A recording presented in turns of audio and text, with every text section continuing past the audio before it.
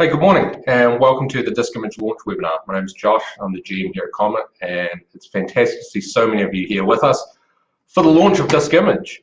It's a pretty sunny morning here in Christchurch, New Zealand, and I'm really looking forward to getting into what we've been working on for quite some time now and seeing how you react to it, how you use it, and especially some of the success outcomes for it. So before I get sort of started, we've got a little bit of housekeeping. So everything that you see today is going to be available for you to view and watch afterwards. Basically, when the webinar concludes, you'll get a link with a replay that you'll be able to see. On the right-hand side, we've got two tabs. We've got polls and we've got questions. So the questions tab is during this webinar, if there's anything that you want to know, the Comet team is standing by and they'll be able to answer that directly for you. So feel free to ask questions during the webinar. And then we have the polls tab. We've got a couple of questions there that we wouldn't mind answering just to hear back from you on. Speaking of questions, at the end of this webinar, we're also going to be concluding with a live Q&A in the question section, mainly because this is easier for people that English is a second language. And it's also easier, obviously, to scroll through and see what everybody else is asking, because somebody else might have asked you a question as well. So I think that's everything here for just this little bit of housekeeping. So why don't we jump over to my other screen and actually let's get started with it.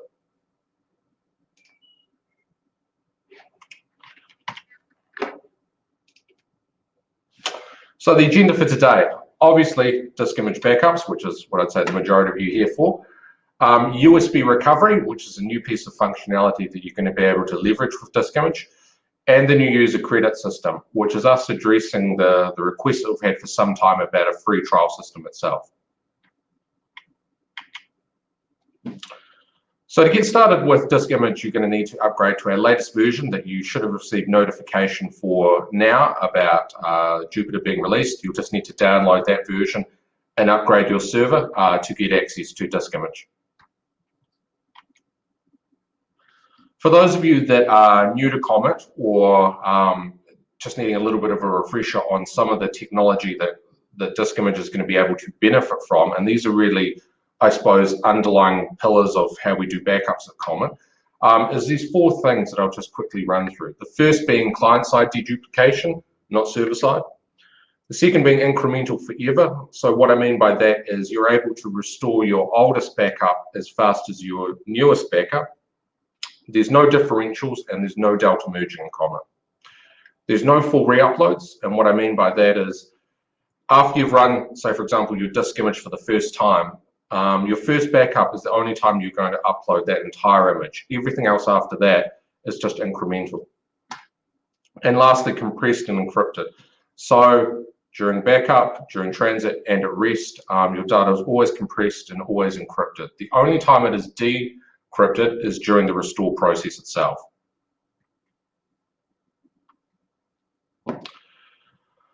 We've got three sort of, I think, really cool things that we're able to leverage quite well for disk image backup. The first being direct to cloud. So if you're not familiar with direct to cloud, this allows you to back up directly from your customer site to your storage destination. This means the data doesn't actually go via your server, it just goes directly from the customer site to the storage. So in the case of disk image, you're able to image an entire machine for a DR recovery situation directly to the cloud. And with that, you actually don't need any spool space, which makes it a very fast and unique offering for Comet. The other thing is we've always been very multicultural and flexible in terms of the languages that Comet's available in, especially as we're starting to see more partners moving out of various different regions and looking to offer services in other regions where English is a second language. So Comet is fully translated into 10 languages now.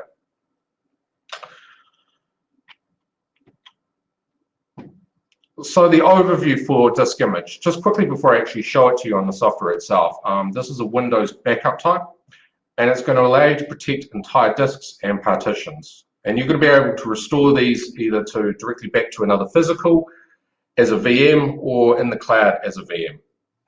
So I think now is a good time to jump over to my desktop and I'll show you through how to set this up. So let's set up a disk image backup for the first time. So from the bottom of the client here, we've got add protected item. So if you just click on that, And if you've been using Widget for the last couple of months, you might have noticed our new protected item selection screen. If you haven't for the first time, what do you think? But from here, for our disk image backup, we just select disk image, and then we hit next. So from here, we're presented from the screen where we can select entire disks, or we can select individual partitions. It really depends on the use case of what type of backup you're looking to do, and also what your restore scenario is wanting to be. If I was wanting to do a full bare metal recovery sort of situation, I just simply look to select all disks and back up everything. Alternatively, as I mentioned, you can just select individual partitions. It's really up to you. But let's just select all disks. And then from here, it's just basically walking through the steps of setting up any other protected item in Comet. You can add commands, you can choose and edit schedules, you can configure and set retention policies, and then you can run the backup itself. So it's pretty quick and straightforward. It's just for configuring what you want to back up. Let's jump over and have a look through the restore options. So from the left-hand side, just select restore. From there, you're going to be asked which storage vault. And now we're going to select our protected item.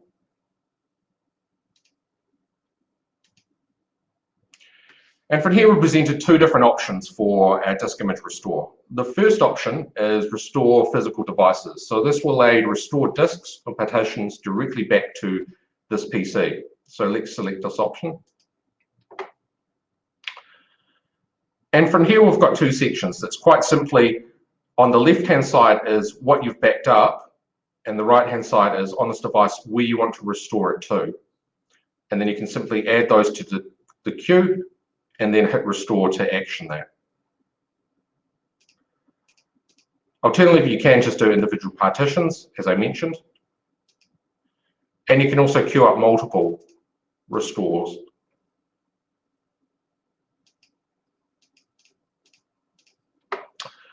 If you need to shape or resize any disks, you can actually use this button here to open the Windows Disk Manager and allow you to easily edit that from inside Comet.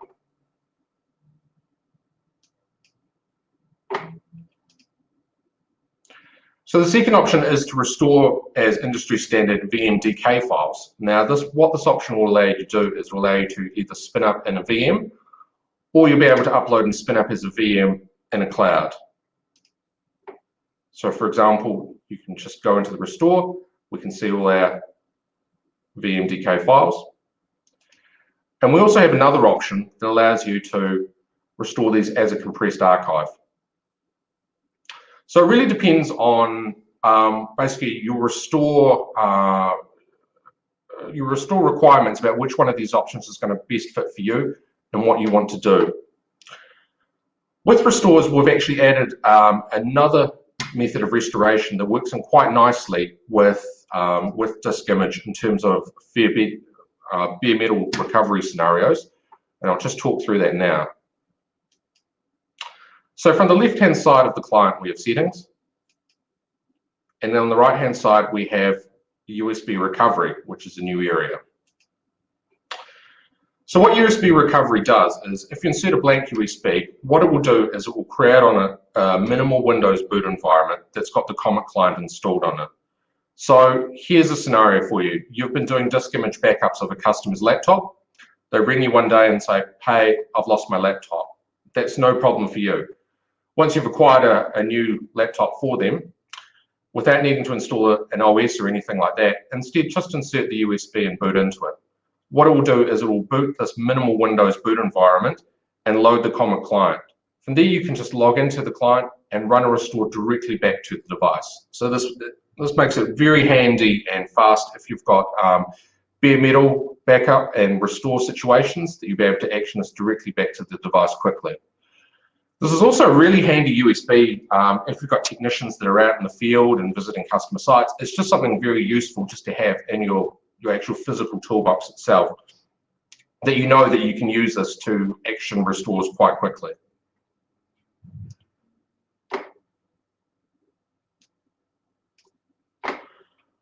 So those are really the options for backing up and restoring, along with the USB recovery. This is quite a bit, so what I'm going to do is just going to jump back and run through this in a bit of an overview. So the first was obviously your ability to restore to physical, and you were able to restore entire systems, and you're able to restore entire partitions. And with that, you're able to leverage the USB restore functionality to facilitate these. You're also able to restore as a VM. As I mentioned, it just restores as a standard VMDK. So anything that accepts or is compatible with this, you should be able to boot in and use it. So for example, for running as a VM, you could use something like Hyper-V, VMware, QEMU, or VirtualBox. Alternatively, you could upload and run it as a VM in the cloud. So you could use something like AWS, Google Cloud, or Azure, or really any other platform, as I mentioned, that is VMDK compatible. So I hope you found these different options quite interesting and also quite useful, that we're giving you a number of different recovery options here, and it really allows you the flexibility to find the one that's going to fit the scenario that you've faced. So now I'm going to move into talking about the pricing for Disk Image. So with Disk Image, we've priced this as a $3 booster.